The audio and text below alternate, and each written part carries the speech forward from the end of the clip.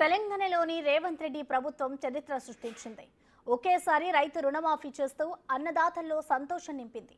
తొలి దఫాలో ఇవాళ ₹1,00,000 వరకు రుణాలు మాఫీ అయ్యాయి. వచ్చే నెలలో 1,00,000 నుంచి 2,00,000 వరకు ఉన్న అప్పులు తీర్చేస్తారు. తమది ప్రజాప్రభుత్వం, రైతు నేస్తమని చెప్పారు సీఎం రేవంత్ రెడ్డి. రుణమాఫీ అమలు చేయలేరంటూ గతంలో సవాళ్లు విసిరిన ప్రతిపక్ష నేతలకు చురకలు అంటించారాయన. మిమ్మల్ని రాజీనామా చేయమని మేము అడగం, ఎందుకంటే మీరు ఎట్లాగో పారిపోతారు మాకు తెలుసు. కాకపోతే ఇప్పటికైనా కాంగ్రెస్ మాట ఇస్తే మాట నిలబెట్టుకుంటుంది. సోనియా గాంధీ గారు, రాహుల్ గాంధీ గారు మాట ఇస్తే అది శిలాశాసనం.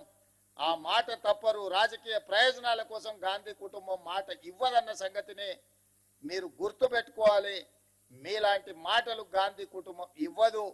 ఈరోజు మనమందరం శ్రీ మల్లికార్జున్ ఖర్గే గారు, శ్రీమతి సోనియా గాంధీ గారు, శ్రీ రాహుల్ గాంధీ గారికి మీ అందరి తరఫున, తెలంగాణ రాష్ట్ర రైతాంగం తరఫున వారికి కృతజ్ఞతలు తెలియజేసే ఏకగ్రీవ తీర్మానం మనం ఈ సమావేశంలో ప్రవేశపెడుతున్నాం.